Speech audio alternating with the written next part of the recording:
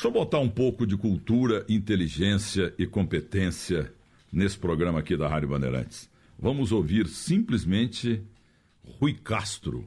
Rui Castro, uma das maiores penas do jornalismo, da literatura do Brasil. Bom dia, genial Rui Castro. Ô, Milton, você para com isso, eu vou ficar mascarado, hein? Você sabe que você que escreveu muito sobre Garrincha, sobre tudo. Aliás, você é botafoguense? Não, querido, eu sou Flamengo. Você tem... Garrincha também era Flamengo. Me diz a irmã dele. Viu, essa tua resposta aí me emociona, porque no Super Técnico da Band, no terceiro tempo, então, na Record, eu homenageei normalmente a gente fala, o cara já morreu, homenageei em vida. Pô, o cara tava lá porque ele tava vivo. O Newton Santos. E nas duas vezes eu me ajoelhei ao pé dele e botei um tapete vermelho, que na verdade foi um pedaço de carpete vermelho que a gente pegou atrás do estúdio. E botei no pé dele, entendeu? Ele pegou e falou assim, não faz comigo não, senão eu vou ficar mascarado. Igualzinho você falou. E eu tô tendo a satisfação de falar com você no ar pela primeira vez na vida. Eu leio você sempre e vi você só uma vez na vida, num hotel aqui em São Paulo, onde você estava tomando vinho, e um vinho bom, viu? Porque vinho nada, estava tomando e eu estava tomando Coca-Cola, porque eu não bebo há 30 anos. Não, mas faz 30 anos que eu te vi, você estava tomando um Peramanca. Eu me lembro disso, foi há uns 10 anos mais ou menos. Mas você tá bom? Tudo bem? Você tá em que bairro aí do Rio de Janeiro? Eu tô no Leblon, onde eu moro, né? Agora, eu te apresentei como uma das maiores penas, uma das grandes penas do Brasil. Você que é um historiador, explique por que eu falei isso. Porque antigamente escrevia-se com pena, né? Molhando na tinta ali, e tinha até tinta nanquim, lembra? Isso que a gente chama hoje de caneta tinteiro, na verdade foi uma coisa que começou começou há 100 anos, né? Até então as pessoas ou tiravam uma pena, né, da bunda do ganso e molhavam na tinta, ou então você já começou a ter aquelas penas industrializadas, né, que faziam o papel da pena tirada do pobre do pobre ganso, né? Mas a caneta tinteiro realmente, que também foi chamado de pena durante muitos anos. Mas olha só, eu comecei a escrever a máquina, né? Essa coisa eu nunca usei pena na vida praticamente, usei caneta tinteiro um pouquinho, mas eu comecei a escrever a máquina com 5 anos de idade, ô Milton. Então eu não tive chance nenhuma, entendeu? Não me deram oportunidade de ser outra coisa. Com menos de 5 anos eu aprendi a ler, a escrever a máquina. Então eu não tive alternativa, né? Mas escreveu muito à mão também, né? Como eu que escrevo até hoje. Até hoje eu escrevo muito à mão, né? Quando eu estou na rua, eu tomo nota, eu ando com um bloco e ando com uma caneta pequenininha no bolso, né? De vez em quando me ocorre alguma coisa que eu posso usar dali a algum tempo, eu tiro imediatamente. Para grande espanto das pessoas, eu tomo nota à mão, né? As pessoas normais hoje em dia tiram o celular e escrevem no celular. Eu não tenho celular, nunca tive, né? Então sou obrigado a escrever à mão.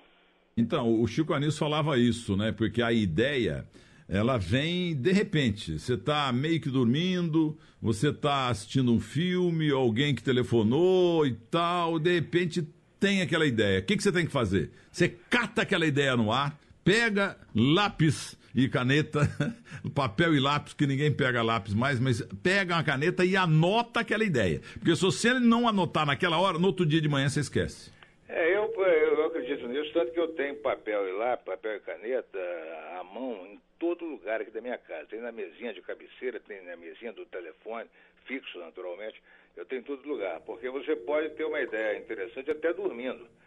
Por exemplo, o livro do Garrincha, que você citou, eu tive a ideia, quer dizer, do título, Estrela Solitária, dormindo. Eu sonhei que eu estava escrevendo sobre o Garrincha, que eu já estava trabalhando nesse livro, e que o livro se chamava Estrela Solitária. Eu acordei, achei uma ideia boa, tomei nota, dormi de novo e no dia seguinte, para grande satisfação, eu descobri que eu já tinha o título do meu livro. Agora, esse livro do Garrincha talvez tenha sido o Pelé dos teus livros, né? Porque você é um Jorge Amado carioca, porque Obrigado. Você escreveu muita coisa, mas o do Garrincha não foi o melhor, não? Não. O melhor acho que foi o último, né? A Noite do Meu Bem, que é a história do samba canção. São duas coisas que acontecem. Primeiro que a cada livro... eu próprio tento dificultar o trabalho, né? Eu tento fazer ficar mais difícil. Eu tento ouvir mais gente, ouvir mais vezes mais gente, de modo a fazer uma coisa mais completa. E segundo,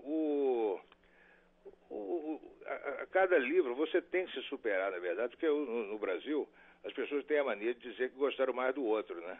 E o outro é sempre o anterior, entendeu? Então, se no outro eu passei cima do leitor com informações, no livro seguinte eu tenho que dar marcha ré e passar de novo, entendeu? Senão ele vai dizer que o melhor era o outro, né?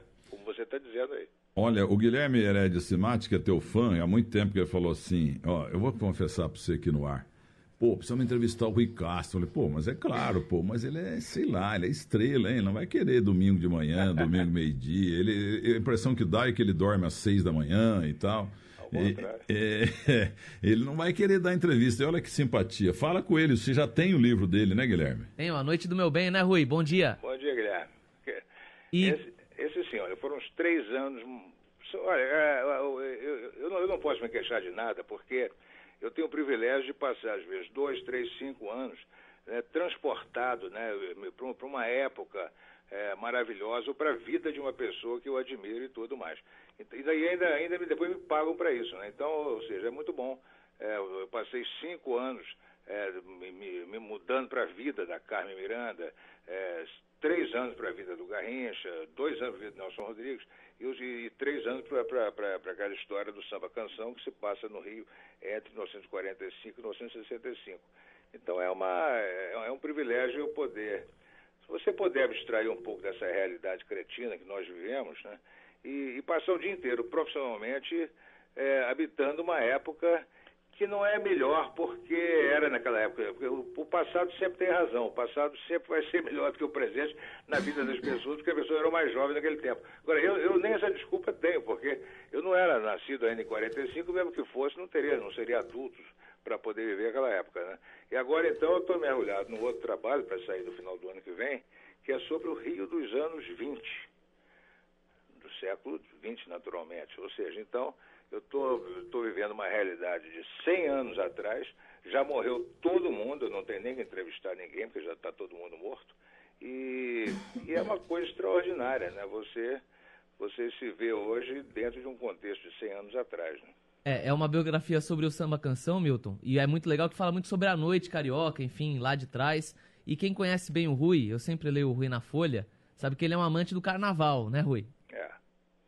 É isso, Carnaval de todas as festas do Rio, né, e daquela coisa, no caso da Noite do Meu Bem, aquela cidade que era a capital da República, todos os órgãos importantes, né, o Congresso, o Supremo Tribunal Federal, a Casa da Moeda, o Banco do Brasil, ou seja, estava o dinheiro, o poder e o glamour, né, tava tudo aqui no Rio naquela época, e aí a música que embalava essa época extraordinária era o samba canção, que eu tentei demonstrar no livro que o samba canção não foi uma mera preparação para a bossa nova, como se fosse uma coisa precária que a bossa nova depois veio corrigir. Ao contrário, o samba canção foi um gênero romântico da música brasileira extraordinário, produziu coisas imortais.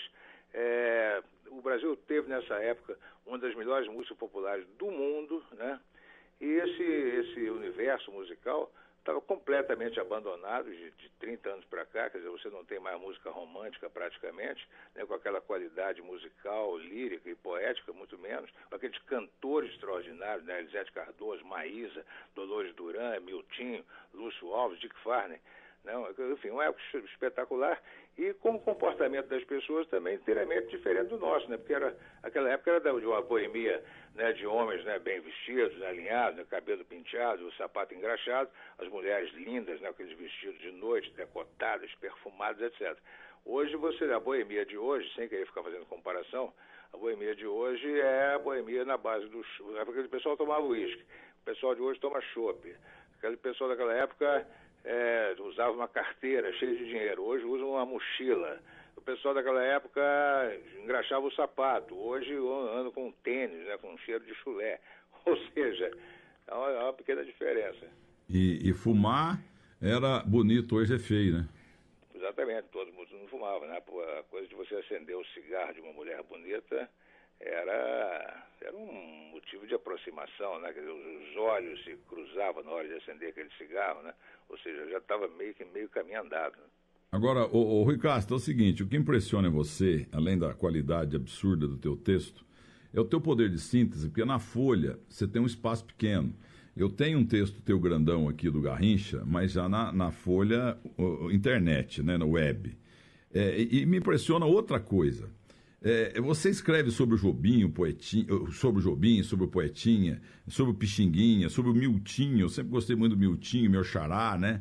Zé Trindade, Grande Otelo. A impressão que dá é que você estava em todas as mesas da boemia do Rio de Janeiro dos últimos 100 anos.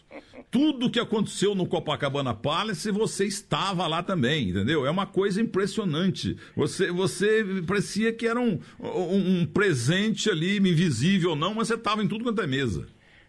Isso aí é uma coisa que você sabe muito bem.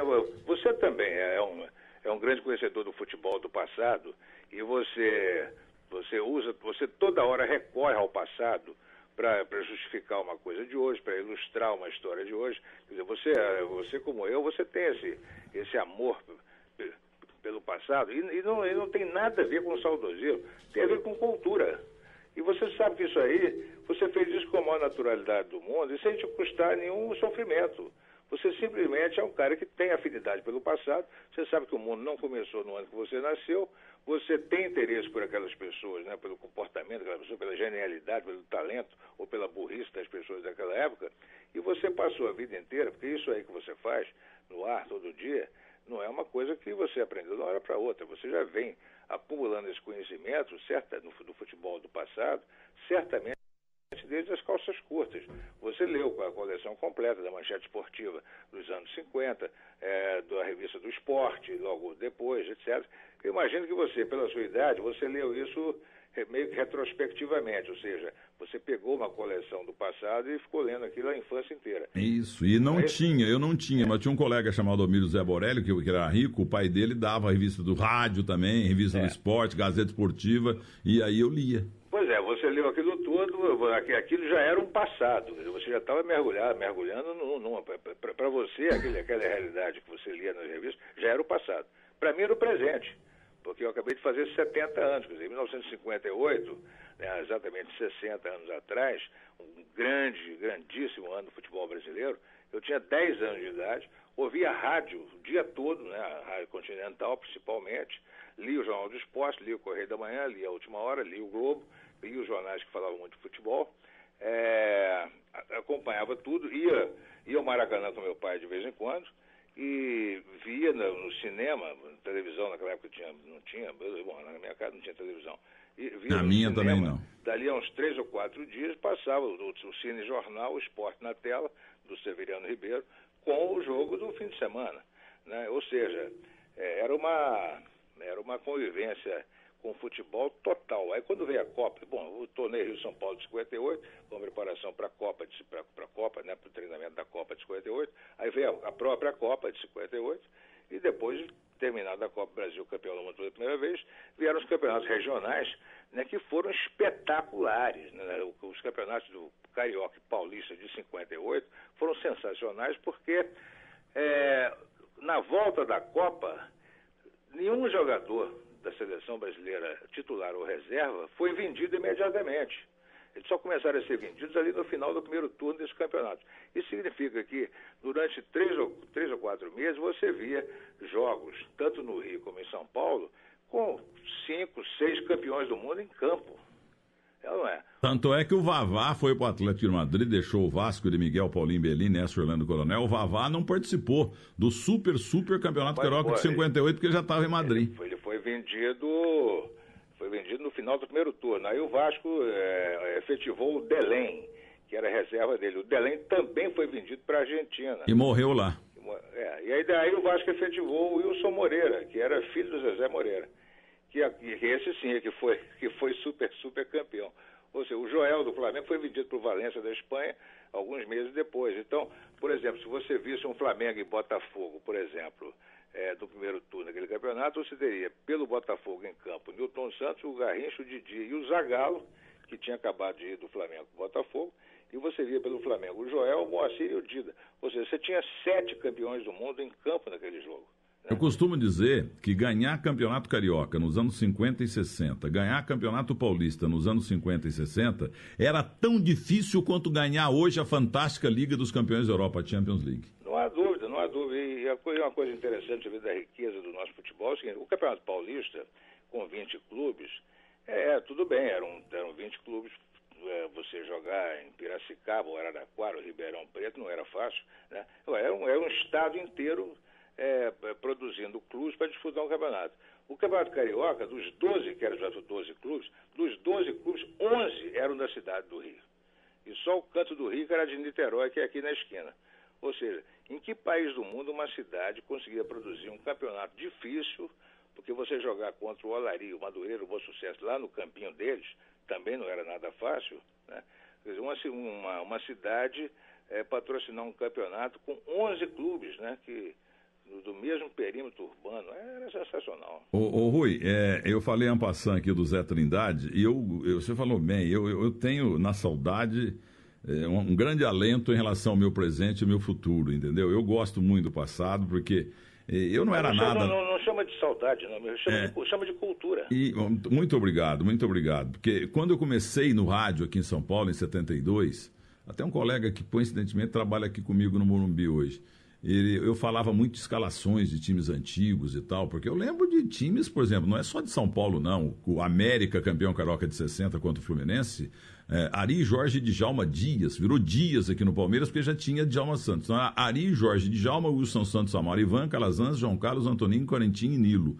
E 99% dos jogadores negros, até o goleiro reserva, o Pompeia, o Constellation, mineiro lá de Itajubá. O único branco do time era o João Carlos, que parece que é o único que tá... Não, o Calazans, irmão dos Osmond, tá vivo também. Aquele time do Jorge Vieira. E o time do Bangu, de 66... que ganhou do Flamengo, teu Flamengo 3-0, e o Almir não deixou dar a volta olímpica e tal, quebrou o pau lá, bateram no Ladeira. O Birajara Fidelis... comprou o Valdomiro goleiro. Então, o Valdomiro morreu em Curitiba e morreu com essa pecha. A família dele até hoje... então, o Birajara Fidelis, Mário Tito, Luiz Alberto, Ari Clemente, Jaime Elcimar, Paulo Borges, Cabralzinho, Ladeira e o Aladim. Você imagina esse time hoje disputando o Campeonato Brasileiro de hoje. Nossa. Estaria ali entre os três. Aí vão dizer assim, não, mas naquele tempo, se jogasse hoje, não seria a mesma coisa. O Pelé e o Garrincha, se jogassem hoje, olha, seriam 10 vezes maiores por uma questão simples. No tempo do Garrincha, principalmente, não tinha cartão amarelo, nem vermelho. O Pelé, durante grande parte da carreira dele, jogou sem cartão amarelo, sem cartão vermelho. Quer dizer, eles eram caçados em campo, levavam rasteira, tinha a camisa puxada o tempo inteiro, e apesar disso fizeram o que fizeram. Com a proteção hoje dos cartões, um cara qualquer, eu tenho que revezar o time inteiro para bater nele, porque... Não, o marcador do Pelé e do Garrincha, com as regras de hoje, primeiro cartão e segundo cartão, 5 minutos do primeiro tempo já estavam fora. Lembra quando o ponta passava pelo lateral, o lateral pegava na cintura do ponta? Claro, você podia era normal. Puxar a camisa era considerado normal. Mas eu termino hoje aqui como Rui Castro dos Pobres, na página Terceiro Tempo do Agora São Paulo, no meu portal no UOL também. Eu termino assim, ó. Que tenhamos, no entanto, muitos gols no Campeonato Brasileiro, que venha o Hexa, que o Tite esqueça de seus gauchismos tipo Tyson e escale Neymar, William e Marcelo e mais 8. O mesmo Marcelo que já entrou para o time de Nilton Santos, Júnior, Roberto Carlos e Marinho Chagas. Marinho Chagas, o melhor de todos, apesar daquele seu jeito garrincha de mal viver, de bem jogar e de inocentemente morrer. Porque os dois morreram de cabeça de passarinho, Marinho Chagas e o Garrincha, que bebiam aquilo que passarinho não bebe. Exatamente, Agora, eu falava aqui, passando do Zé Trindade, porque eu gosto muito de coisa antiga, então eu vejo o Arte 1. O Arte 1, que é um canal da nossa Bandeirantes, tinha que estar em Paris ou Nova York, capitais da cultura. É espetacular, o Arte 1. Inclusive, eu vi uma entrevista outro dia do Randall Juliano com o Roberto Carlos, quando o Roberto Carlos entrou no ar, estava lá na TV Record perambulando pelos bastidores e tal, querendo um programa, um tal cabeludinho. E como a Record deixou de pagar, não aceitou pagar direitos de transmissão para o Campeonato Paulista a partir de 65, o Elian Saldo falou para o Paulo Machado Carvalho, filho, vamos pôr esse cabeludinho aí, vamos fazer um musical aí, olha no que deu. E eu vejo também o Cult, gosto muito de filme velho, e um canal Brasil. E estava passando o filme do Zé Trindade. O Zé Trindade era o grande humorista e tal, mas as piadas inocentes, viu, Rui Castro? Ele falou assim, aquilo que era falado muito na nossa época, você tem 70, eu tenho quase 67, fulano tá mais por fora do que umbigo de vedete. Hoje, fulano tá mais por fora do que útero de vedete, pô. Hoje elas mostram tudo. Naquele tempo, mostrar o umbigo já era um escândalo. Porque o maiô tampava tudo. O Zé Trindade foi a estrela durante uma época, não só do cinema, da cinema brasileiro, da chanchada, mas também do rádio. Tinha um programa aqui no Rio, que eu não sei se era reproduzido em São Paulo, o Miss Campeonato, e que era estrelado pela Rose Rondelli, que era a grande vedete da época, um escândalo de bonita e de gostosa, e que era o troféu a ser cobiçado pelos clubes. E cada clube era representado por um comediante. O Zé Trindade, que era baiano, interpretava o Flamengo. Então, toda semana, segunda ou terça-feira, você tinha aquele programa que eu acho que devia ser na Rádio Nacional, comentando os jogos do fim de semana, e o Zé Trindade representando o Flamengo.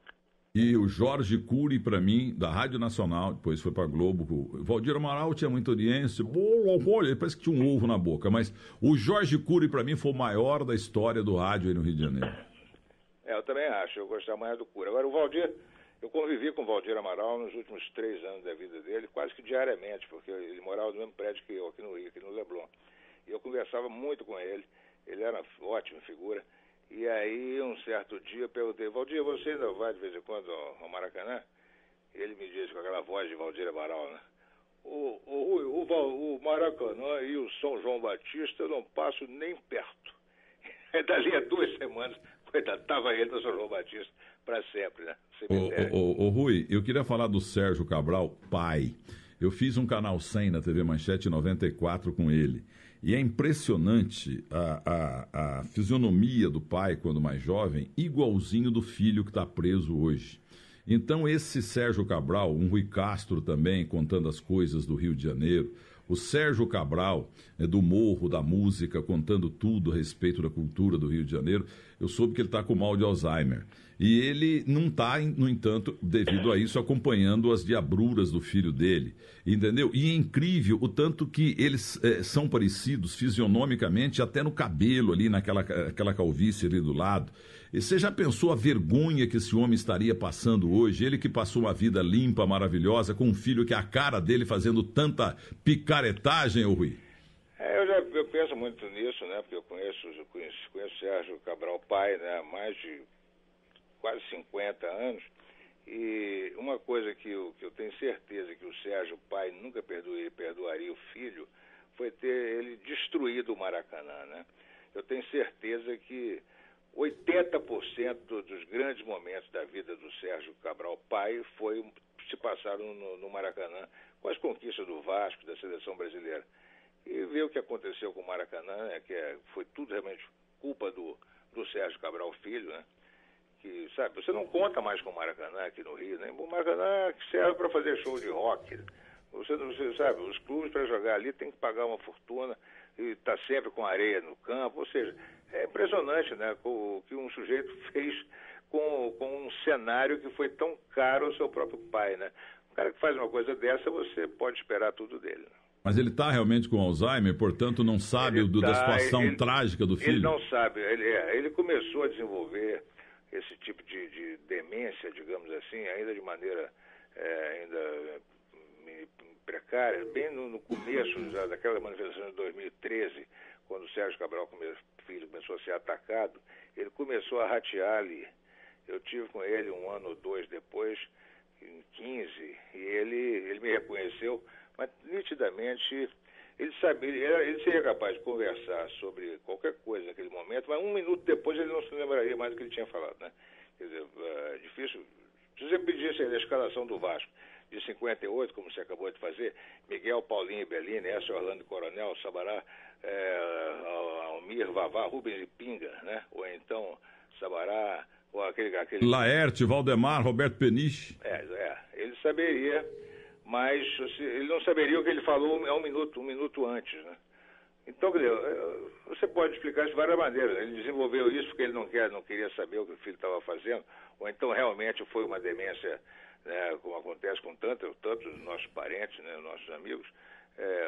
Não dá para saber, não sou médico para saber, nem estou lá do lado dele, mas ele realmente não tem consciência do que o filho está fazendo, a não ser na hora que por acaso ele vê na televisão. Mas ali a 1 minuto ele já não sabe mais. Eu trabalhei na Manchete 94 E a gente fazia lá o Canal 100 e toda semana vinha um convidado, principalmente do Rio, né? Porque o Canal 100, maravilhoso, fantástico, inesquecível, teve grandes obras-primas no Brasil todo, mas principalmente no Rio.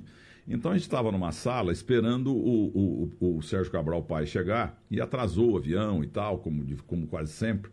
E eu fiquei numa sala lá com o Roberto Jorge, o diretor que hoje mora no céu, com o Edu Zebini e com o Mário 40, que hoje trabalham na Fox. E eu ali junto com um jogador do Super Campeonato Carioca de 58, que foi decidido já em 59, se não me engano. Foi em janeiro de 59. Aí chega ele gordo, né? Ele chega todo suado, pedindo desculpas, pelo amor de Deus, rapaz, eu não gosto de atrasar, mas foi o avião. Eu falei, não, tá tudo certo, nós temos todo o tempo do mundo. Aí o Roberto Jorge falou, eu queria apresentar o pessoal aqui, ó. Esse aqui é o Edu Zebini, esse aqui é o Mário 40, trabalham comigo, esse é o Milton. Não, eu sei, eu tenho visto o Canal 100 lá na manchete e tal. E esse aqui veio te dar um abraço, indicou um jogador de 58. Aí o Sérgio falou assim, uai, mas eu não estou reconhecendo. Aí eu entrei e falei, então eu vou escalar um time. Eu falei, ele jogou em 58, no Super Campeonato. Aí o Sérgio Cabral Pai olhou e falou, é o Miguel? Eu falei, não. É o Paulinho? Não. Bellini? Não. Coronel? Não. Almir? Não.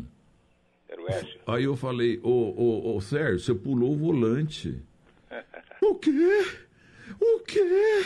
Gordo, assim, suado, ele levantou, abraçou, Écio, chorando, o Rui Castro, chorando copiosamente.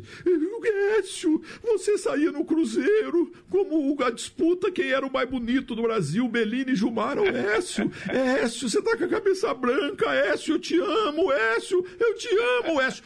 Olha, isso aí tinha que ter sido filmado, cara. Ele chorou, então eu lembro desse homem, com a sensibilidade dele, o amor dele pelo Vasco, depois veio o Ita, né? Miguel, Paulinho, Bellini, Écio, Orlando Miguel, Paulinho, Bellini, Écio, Orlando Coronel, e o nome do Écio é Écio Capovilla. Ele está vivo aqui na Grande Campinas, em Caminhos de São Conrado.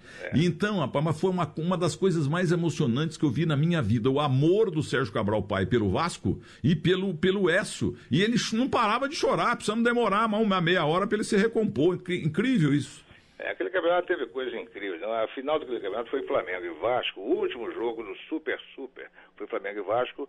O Vasco fez 1-0.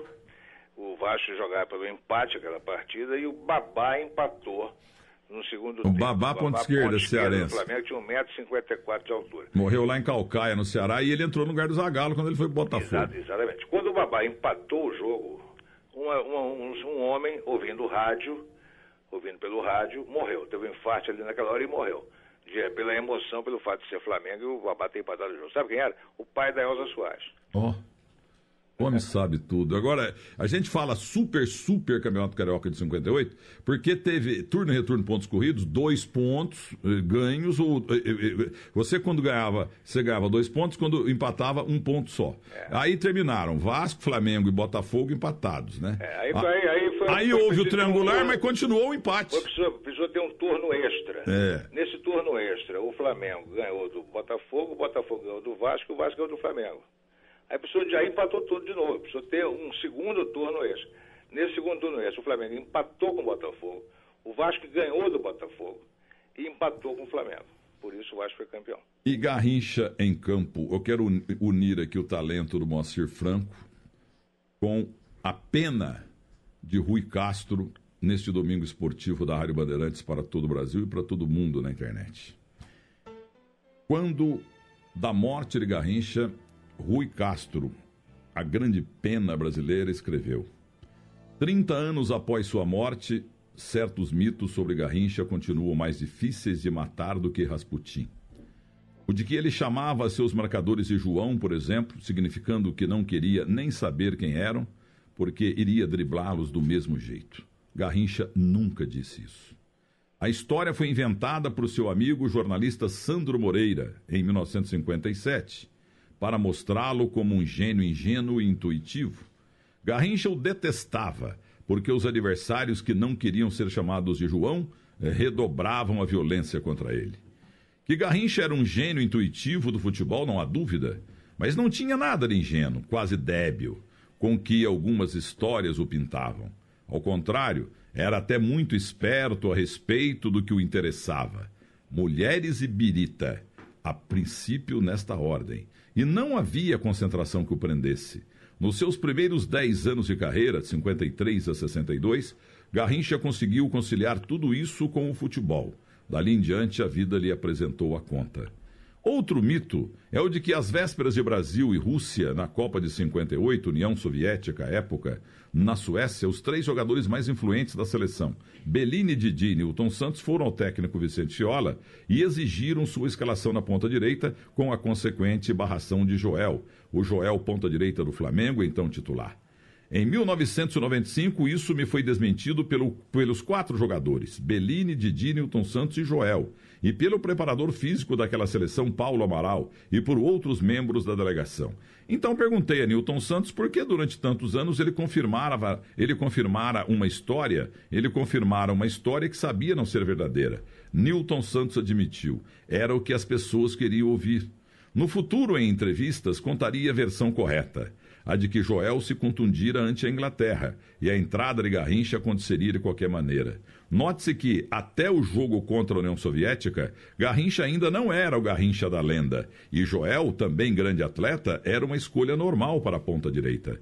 Outro mito, este agora bastante atenuado, mais ferocíssimo da época, refere-se à participação de Elza Soares na vida de Garrincha. Para os desinformados, ela ajudou a destruí-lo. A verdade é o contrário. Sem Elza, Garrincha teria ido muito mais cedo para o buraco. Quando ela o conheceu em fins de 61 e não em meados de 62 durante a Copa do Chile, como até hoje se escreve por aí, Elza estava em seu apogeu como estrela do samba, do rádio e do disco. E ninguém imaginava que Garrincha, logo depois de vencer aquela Copa praticamente sozinho, logo deixaria de ser Garrincha. Ninguém em termos. Os médicos e preparadores do Botafogo sabiam que Garrincha, com o joelho cronicamente em pandarecos e agravado pela bebida, estava no limite. Mas ele não se permitia ser operado. Só confiava nas rezadeiras de sua cidade, Pau Grande. O que Garrincha fez na Copa foi um milagre, mas assim que voltou do Chile, os problemas se agravaram. Mesmo jogando pouquíssimas partidas, levou o Botafogo o título de bicampeão carioca e assim que o torneio acabou, com sua exibição arrasadora nos 3-0 ante o Flamengo, ele nunca mais foi o mesmo. Marque o dia, 15 de dezembro de 62. Ali terminou o verdadeiro Garrincha. Um outro Garrincha, gordo, inchado, bebendo às claras ou às escondidas, incapaz de repetir os seus dribles e arranques pela direita, continuou se arrastando pelos campos, vestindo camisas ilustres do próprio Botafogo, do Corinthians, do Flamengo, do Olaria e da seleção, por mais inacreditáveis 10 anos, até o famoso Jogo da Gratidão, organizado por Elza Soares. Foi sua despedida oficial, a 19 de dezembro de 73, com o Maracanã inundado de amor.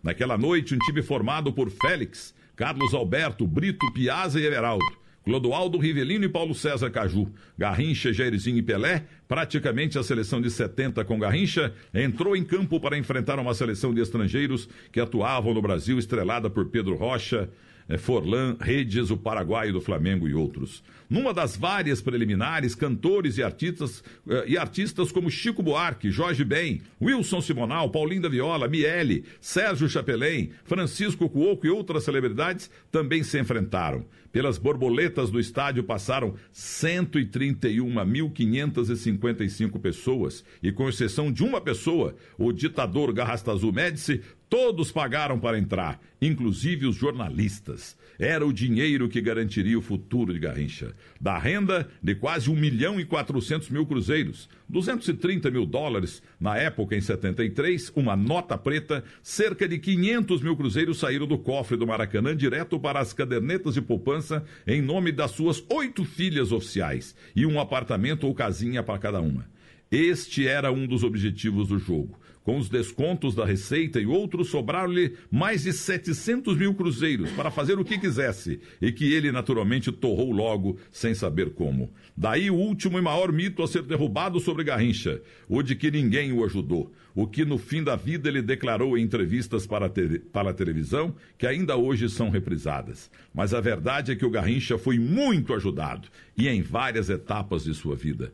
Entre seus maiores benfeitores estavam o banqueiro José Luiz Magalhães Lima, cofins do então poderosíssimo Banco Nacional, o empresário Alfredo Monteverde, dono do Ponto Frio, o Instituto Brasileiro do Café, IBC, e a Legião Brasileira de Assistência, LBA, que lhe deram empregos generosos aos quais ele não correspondeu, e seus ex-colegas de futebol agrupados na AGAP, Associação de Garantia ao Atleta Profissional, que não se cansaram de recolhê-lo em coma alcoólico, na rua, e interná-lo em clínicas de desintoxicação, das quais era criminosamente liberado 2 ou 3 dias depois de dar a entrada. O alcoolismo matou Garrincha há 30 anos e continua a matá-lo até hoje, a cada uma de suas vítimas que o Brasil deixa de assistir. Ei, Rui Castro, você tem futuro, viu? Eu já fui bom, hein? Entendeu? Então é isso, mas o alcoolismo mata mesmo, e matou também o Marinho Chagas, pô. Exatamente, é. Marinho Chagas também, né? Eu repito, cabeça de passarinho igual o Garrincha, e os dois bebiam aquela água que passarinho não bebe, né, Rui? Isso continua acontecendo hoje, né? Porque a gente não fica sabendo, né? Mas o fim de muitos lugares, essa coisa, o jogador começa a beber porque para de jogar futebol e aí ele não sabe o que fazer, não tem mais o aplauso da arquibancada, isso é tudo conversa fiada. Se você for examinar bem, esse jogador já bebia ou já usava o tipo de droga durante a carreira. Isso é quase que inevitável. Isso aconteceu com outros jogadores aí, que nós sabemos, né, que depois tiveram problema, você vai ver, já usavam antes, já durante a carreira, e agora e até hoje admitem isso. Muito bem. Ô, Rui Castro, pô, eu vou dizer uma coisa pra você, viu? Eu não sou nenhum juvenil, não. Tô muito feliz aí com tudo que Deus me deu, a partir de Porão, onde eu morava aqui, uma infância bem difícil lá em Minas Gerais. Mas hoje conversar com você foi um troféu. Tô muito orgulhoso, viu? Para com isso, já te falei. Mas o nosso Guilherme Simati, que eu chamo de Tesonildo, porque ele quis entrevistar outro dia o Garrincha. Eu falei pra ele, ó, tem um probleminha, o Garrincha morreu. Eu falei, não, mas a gente tenta assim mesmo. Então o Vicente Matheus morreu também, mas a gente tenta assim mesmo. Ele quer entrevistar todo mundo. Aí ele falou, Rui Castro não vai atender. O homem é muito ocupado, é estrela, é importante, não vai querer dar entrevista. Guilherme Herédia Simati quer fazer a última pergunta. Vamos ver, você quer falar aquilo? Fala. Não. O Rui, inclusive, venceu o álcool, né, Rui? Exatamente, isso aí eu conheci. Eu acho que eu era a pessoa mais equipada para escrever sobre o Garrincha, pelo fato de também ser alcoólatra. Eu tinha parado de beber já em 1988. Eu comecei a trabalhar nesse livro em 1992 para 93. Então, quer dizer, eu tinha parado, né, há muito pouco tempo de beber. Mas a minha preocupação nesse livro foi não me colocar de maneira alguma, né, na história, para não confundir o leitor, para não atrapalhar o personagem. Além disso, o personagem era o Garrincha, não eu. Agora, o meu conhecimento sobre alcoolismo, né, não só na prática, como também na teoria, depois que eu passei a estudar sobre o alcoolismo, aprendi muita coisa, além da minha própria experiência pessoal de internação numa clínica aí de São Paulo durante mais de um mês, aí em Cotia, perto de São Paulo, me permitiram pegar as pessoas com quem eu ia conversar, ex-jogadores, dirigentes, médicos do Botafogo, jornalistas, amigos do Garrincha, namoradas do Garrincha. Eu conversei com cerca de 200 pessoas, né, que tiveram relações diretas com o Garrincha. Então eu sabia o que perguntar. Então, por exemplo, uma coisa importante para mim era estabelecer quando o Garrincha, eu sabia, quer dizer, eu descobri que o Garrincha, na verdade, sempre bebeu. Desde criança, o pai dele bebia, a família dele bebia, davam a ele, para acalmá-lo em beber, davam a ele uma mamadeira feita de cachaça, canela em pau e mel, né? Isso era uma mamadeira que o Garrincha tomava em criança. Isso é um costume indígena que chegou, foi herdado pela família do Garrincha, que era de origem indígena. Então, o Garrincha sempre bebeu em criança, adolescente, maduro, etc. É aquilo que eu falei. Durante muito tempo, você pode fazer isso sem grande prejuízo para o seu rendimento profissional. Então, durante muitos anos, durante até os meus 10 anos de carreira, pelo menos, o Garrincha bebeu o que ele era capaz de beber, que era muito, e jogar o grande futebol que ele jogava. A partir de certo, porque a bebida para ele podia ser chamada nessa época de uma bebida recreativa. Bebia porque gostava de beber, porque estava bem bebendo, se sentia bem e não passava mal bebendo. Agora, a partir de certo momento na carreira de todo bebedor, ou usuário de qualquer droga, esse tipo de consumo, de uso da bebida ou da droga, que até então era recreativo, quer dizer, você bebia para se sentir bem, ele passa a ser de dependência, ou seja, se você não beber, você se sente mal. Então você tem que beber para não se sentir mal. Você já não se sente bem bebendo, você apenas bebe para não se sentir mal. Isso aí é a diferença entre o recreativo e a dependência. Então a minha grande preocupação era tentar estabelecer quando que o Garrincha passou da fase da bebida recreativa para a fase da dependência. E para isso eu conversei com dezenas, muitos jogadores que jogaram com o Garrincha, que viajaram com o Garrincha, pelo Botafogo, pela seleção, por outros clubes, que dormiram no mesmo quarto que o Garrincha, acordaram com o Garrincha, e eu perguntava, como é que era na hora de acordar com o Garrincha? O que vocês faziam? A gente acordava e descia lá para o refeitório para tomar o café da manhã. Ou então, depois de algum tempo passou a ser assim, o Garrincha descia com você para o café da manhã, ou o que acontecia no quarto? Não, pai, em certo momento ali o Garrincha, o Mané já fiava a mão debaixo da cama, tirava a garrafa. Depois descia com a gente para o café da manhã. E a terceira etapa foi a seguinte, ele já não descia para o café da manhã, entendeu? Ou seja, aí sim, aí estabelece a dependência total, porque você, nas condições do Garrincha, ou nas minhas, né, no apogeu da minha fase de bebedor, você tem uma repulsa a qualquer coisa sólida de manhã. Você já não aguenta nem olhar para a comida de manhã. Você tem que acordar e beber. Você acorda tremendo muito, porque você está com sino de abstinência, porque você passou horas dormindo e sem beber. Então você tem que beber imediatamente assim que acorda. No caso, se ele está hospedado no hotel, ele não vai esperar ir lá na cozinha do hotel pedir bebida ao garçom, a ninguém. Ele já enfia a mão debaixo da cama, já dá um gole ali para dar uma estabilizada, entendeu? Então eu consegui determinar que por volta de 64 para 65 o Garrincha já estava nessas condições. Coincidiu com a época da ida do Garrincha para o Corinthians, né?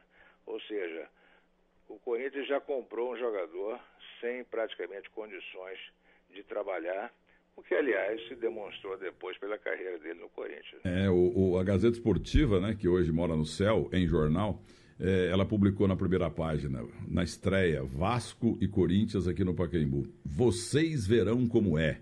De tão Nairi, Mané. A palavra Mané ocupava 90% da primeira página. Resultado, Vasco 3-0. Maranhão, que já morreu também, fez um gol de chute longo e 1-0. E os outros dois de Célio Taveira, que mora hoje lá no Nordeste, exporta frutas, etc. e tal. Agora o nosso teu fã aqui, absurdo, que lê tudo teu aqui, que é o Guilherme Simati, tem mais a penúltima pergunta. E eu falei também, fora do ar, com o Rui, Milton, que eu assisto algumas coisas que ele fez pro YouTube, né? Algumas palestras. Eu acho que o Rui Castro... Eu não fiz pro YouTube. O YouTube é que foi lá e me filmou. Como é que é? Eu não fiz nada pro YouTube. Em que você ensina como parar de beber. E em um desses momentos, o Milton, ele falou sobre como ele percebeu que era dependente de álcool. Queria que ele pudesse falar também isso aqui na rádio. Não me lembro exatamente o que eu falei lá, mas chega um momento em que você só percebe isso na internação. Acontece um momento na vida de todo bebedor em que ele começa a se sentir mal, tremendo, né, o inseguro, o chão dá a impressão que está fugindo, né, ou seja, uma sensação de certa confusão mental. Você não sabe o que está acontecendo. Mas aí você, por algum motivo, eu vou levar de tomar um negócio. Aí você vai, desce, toma e melhora imediatamente, porque a bebida é feita, nesse caso, para isso, né? E a partir daí, você, quando acontece de novo, você vai lá, bebe e melhora. Então, o que você passa a fazer? Você já se precavê, entendeu? Então, antes de sair de casa, você já manda para dentro 1, 2, 3, no meu caso, 10, né? Antes de sair para trabalhar no jornal, eu já ia com 10 vodkas no bucho. Chegava no jornal 11 horas da manhã, mas já estava calibrado, né? E não ficava de porra, entendeu? Porque essa é a grande coisa do alcoólatra, né? Ele não fica, ele tem muita dificuldade de se embriagar e nunca tem ressaca. Por isso que bebe. Porque se você beber essa quantidade que um alcoólatra é capaz de beber, 1, 2 garrafas de vodka por dia, e passar mal, você não vai beber, evidentemente. Você vai usar outra coisa que não seja tão desagradável para você. Mas o alcoólatra tem um organismo equipado para beber. Os 15% da humanidade tem esse tipo de organismo, né, que permite beber sem efeitos muito visíveis. Os efeitos danosos continuam acontecendo com qualquer pessoa. Só que o alcoólatra não percebe. Ele só vai perceber isso 15, 20 anos depois. No meu caso, 20 anos depois. Então, o cara já se prega bem. Então eu já saía de casa já calibrado, com várias vodkas no bolso. Até que chega um momento, como você não pode beber em serviço, eu estava trabalhando em São Paulo nessa época, trabalhava na Folha de São Paulo, que é ali na rua Barão de Limeira, cheio de botequim em volta, não tinha problema. Quando me dava aquela sensação de desespero, eu descia discretamente, ia no botequim do outro lado da rua e bebia e voltava. Agora, depois eu fui trabalhar na Veja, na Marginal, lá não tem nada em volta, né? E você não pode beber e se levar a garrafa para o serviço. Então eu passei lá cerca de 10 meses, aí não aguentei, pedi demissão e dei uma desculpa de que estava achando chato o trabalho, coisa parecida, e que eu ia ser freela de novo, e quando eu chegasse em casa o telefone ia tocar. Então tchau, voltei para casa, eu fui trabalhar em casa. Quando eu cheguei em casa o telefone tocou, naturalmente. Aí eu comecei a viver de freela durante um ano, mas na verdade eu estava em casa porque faltava beber o resto, entendeu? Então eu passei todo o ano de 87 em casa bebendo o que restava para beber, e até que em janeiro de 88 fui internado pela minha ex-mulher, que voltou a morar comigo para isso, né, para me salvar, me levar para a internação. Um amigo, Amir Michel Fara, que hoje mora no céu, me contou algo que ele presenciou. Um alcoólatra bebeu 1 litro de uísque, 1 litro inteirinho, e depois, já bebinho, começou a xingar o maître e o dono do restaurante, dizendo que aquele uísque que ele bebeu tinha gasolina, mas que ele queria outra garrafa. É muita cara de pau. Para terminar, o seguinte, existem bebidas e bebidas. Então eu costumo dizer o seguinte, que é claro que a bebida mais inofensiva é a água mineral, que eu adoro também, e como eu gosto de vinho. Mas eu entendo que, numa analogia, não sei se infeliz, mas a cerveja eu acho que é um beijo na testa. Champanhe é um beijo no rosto do lado direito. O vinho, um beijo do lado esquerdo no rosto. E, sabe, já o uísque e a vodka, a pinga, são estupro. É exagerado isso? Não, isso é uma imagem bonitinha, mas não tem nada a ver com a realidade. 2 ou 3 chopps equivalem a um copo de vinho. 2 copos de vinho equivalem a uma dose de uísque, em matéria de conteúdo alcoólico. Então, isso aí eu já cansei. Eu conheço muitos alcoólatras de cerveja, né? Namorei, inclusive, algumas. Ou seja, isso aí não tem nada a ver, né? Agora aqui, o Garrincha me ocorreu agora, prometo que é a última que estamos te alugando. É o seguinte... Só para explicar a coisa da bebida. Veja bem, eu não tenho nada contra quem bebe, hein? Eu tenho contra eu beber. Isso, tá certo. O alcoólatra tem que saber que ele é um bêbado e que ele está envergonhando a profissão dele, a família dele, os vizinhos dele, os amigos dele e tal, e envergonhando a ele e se matando. O Dino Sani esteve aqui. E sobre o Garrincha, para terminar, ele tem mais 2 lendas, que você é o maior garrinchista do Brasil em termos de biografia. Tem uma lenda entre nós, jornalistas esportivos, que Brasil e Inglaterra, na Copa do Mundo de 58. A Inglaterra entrou em campo, com aquele uniforme eternamente branco, né? E aí naquele tempo não entravam os jogadores em fila, entrava um time, depois entrava outro e tal. Aí quando entrou a Inglaterra, o Garrincha encostou no Newton Santos, que era o grande amigo e protetor dele, e falou: ô compadre, que é o São Cristóvão que está aqui? Veio o São Cristóvão aqui na Copa também? Mentira ou verdade, Dino Sani? Mentira! Mentira é uma historinha engraçadinha, mas o Garrincha nem jogou aquela partida, o Newton Santos jogou.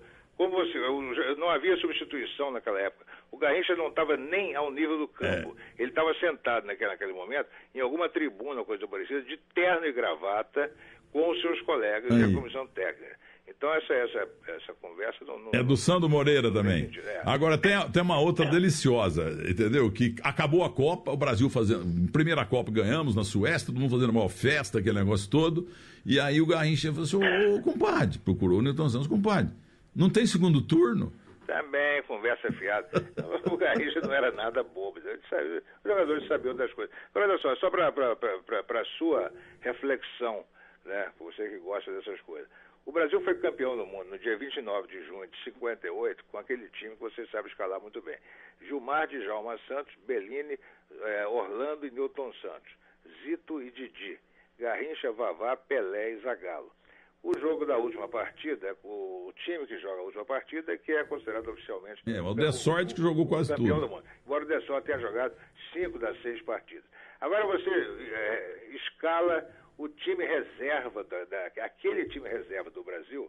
Olha só, Castilho, Desorde, Mauro, Zósimo e Oreco, Dino e Moacir, Joel, Dida e Pepe. Esse time, na minha opinião, também teria sido campeão do mundo. Peraí, tá faltando um centroavante aí, quer dizer... Mazola. O Mazola. Joel, Mazola, Dida e Pepe, exatamente. Aliás, olha, desse time aí, rapaz, dos 22 da Copa, naquele tempo, 22 só, só o Moacir que tá vivo e mal lá no interior fazendo hemodiálise, lá no interior do Equador, o Mazola e o Pepe, e o Zagallo. O resto, e o Dino Sani, o resto morreu todo mundo. Eu tive um contato com o Bellini há uns 6 ou 7 anos. Bellini, já com Alzheimer, em fase quase final, fui recebido pela senhora dele sobre que não expunha o Bellini em nenhuma situação, e eu consegui, mudava de telefone toda semana para ninguém ficar incomodando. Isso foi agora em 2008, no centenário, nos 50 anos da Copa de 58. Opa, caiu a linha, que pecado, não vai dar para... Alô, Rui? A dona Gisela. Isso. E eu falei que eu queria fazer, eu queria conversar, queria ver, queria tudo, mas eu gostaria que você não insistisse. Eu falei, dona Gisela, eu sei o que está acontecendo, eu sei a doença que ele sofre. Por acaso, eu sou casado com uma escritora, Heloísa Seixas, que fez um livro sobre esse problema, baseado na mãe dela. Eu conheço esse livro. Eu gostaria de ter uma conversa com vocês e para fazer um artigo sobre Bellini para uma revista aí de São Paulo. E eu lhe dou a minha palavra que eu não vou dizer que ele está com Alzheimer. Que tal, assim? Aí ela deixou. Então eu passei uma tarde inteira com eles lá. É impressionante. O Bellini, aquele homem muito bonito, né? muito alto, muito forte, né? Continuava com o mesmo porte, né? do Bellini, campeão do mundo. E eu brincava com ele, eu falava do Babá, falava de outro jogador daquela época, e ele ria, né? E tudo mais, mas nitidamente ele não sabia o que eu estava falando. E eu fiz o artigo, que eu até reproduzi depois num livro chamado Os Garotos, não sei se você tem esse livro, Os Garotos do Brasil, um livro sobre futebol. E eu termino esse artigo dizendo que o Bellini devia ter milhares de histórias lindas, né, que ele viveu e que estavam, que ele guardava no fundo da memória dele e não contava para ninguém, não sei o que. Quer dizer, de alguma maneira eu dei a entender para o leitor na última linha que ele não tinha mais condições, mas eu não desmereci a promessa que eu fiz para a dona Gisela. Rui. E que até hoje somos grandes amigos. Olha aqui, o caráter do Bellini. Eu fazia e faço muito evento corporativo no Brasil inteiro para grandes empresas. E teve uma época que eu fui convidado para apresentar no banco CCF, que não tem mais, na Faria Lima aqui, levar grandes jogadores e tal para o evento lá. E eu chamei, e foram Carlos Alberto Torres, Mauro Ramos de Oliveira e Gilmar dos Santos Neves. E o Bellini não foi. O Bellini estava com raiva da CBD, CBF, etc. e tal.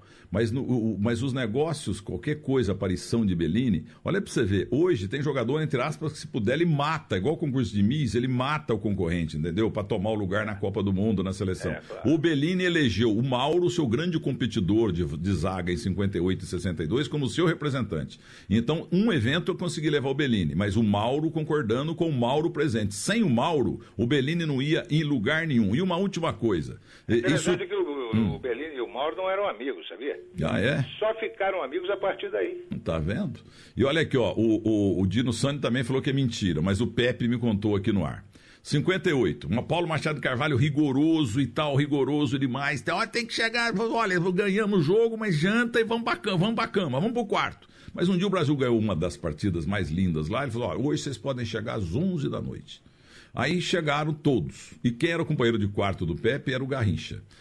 11 horas, nada. Meia-noite, nada. 1 da manhã, nada. 2 da manhã, nada. E o Paulo Machado Carvalho ali, aí apertou o Pepe, falou, Pepe, onde é que ele foi? E tinha uma zona ali do lado, um inferninho, como era dito, hoje chama-se puteiro. Então, ele tá ali na rua 15 de novembro, esquina com Tancredo Neves. É ali que tá, o Pepe dedou. Aí o Paulo Machado foi lá às 4 da manhã. Chegou lá, tava aquele ambiente, mulher e homem e tal, mulher pra lá, homem pra cá, e numa mesa tava o Garrincha com 6 suecas lindas, maravilhosas, com seus lindos melões expostos, e o Garrincha esbaldando. Aí o que aconteceu? O Paulo Machado de Carvalho chega na mesa do Garrincha, junto com essas 6 mulheres, conta o Pepe, e ele, Paulo Machado de Carvalho, bota a mão na cintura, as 2 mãos na cintura, e falou: bonito, hein, seu mané? Aí o Garrincha: Doutor Paulo, o senhor também aqui na zona? Mentira ou verdade essa? É possível, né? O Garrincha, ele tinha umas tiradas engraçadas, né? É bem possível. Duvido que o Paulo Machado de Carvalho fosse pessoalmente lá fazer isso. Certamente ia mandar o Paulo Amaral, né? É, fortão, Paulo Amaral. Ô, Rui Castro, queria conversar com você 2 dias e meio, viu, rapaz? Você realmente é uma grande pena e uma grande fala. Bom, estou aqui às suas ordens. Não sei como é que você consegue na Folha, naquele espaço ali, porque a Folha, o maior jornal do Brasil, sabe como é que é? Eu tenho página inteira no Agora São Paulo da Folha. Para te dar uma ideia, aquele espaço... Eu não sei como é que você consegue sintetizar o raciocínio. Outro dia você escreveu, acho que sobre a tua empregada doméstica, coisa parecida. Eu até cortei para ler aqui, mas eu acabei perdendo. Eu esqueci aquela coluna, porque eu falei, mas possível. Ele resumiu, eu precisaria de 5 páginas para fazer aquele cantinho dele lá. Foi brilhante, como sempre. Eu acho que a pessoa que escreve tem que aprender a escrever nas diversas métricas, né? Então, por exemplo, aquele espaço da Folha tem exatamente 1.820 caracteres. Se eu escrever 1.821, estou arriscado a criar uma linha ou 2 linhas e aí vou ter que cortar. Então não pode passar disso, 1.820. Agora, o livro da Carmen Miranda, por exemplo, tem 1 milhão de caracteres. E o grande segredo está em ensinar o seguinte: tanto faz em 1.820 quanto em 1 milhão de caracteres, você não pode escrever palavras que não sejam necessárias. Você tem que ser conciso e claro e verdadeiro e objetivo, não importa o tamanho do texto que você está fazendo. Rui Castro, muito obrigado pela aula. O meu quanto aqui está fervendo, todo mundo te adora. Um grande abraço e parabéns. Obrigado a todos aí. Tchau. Muito obrigado.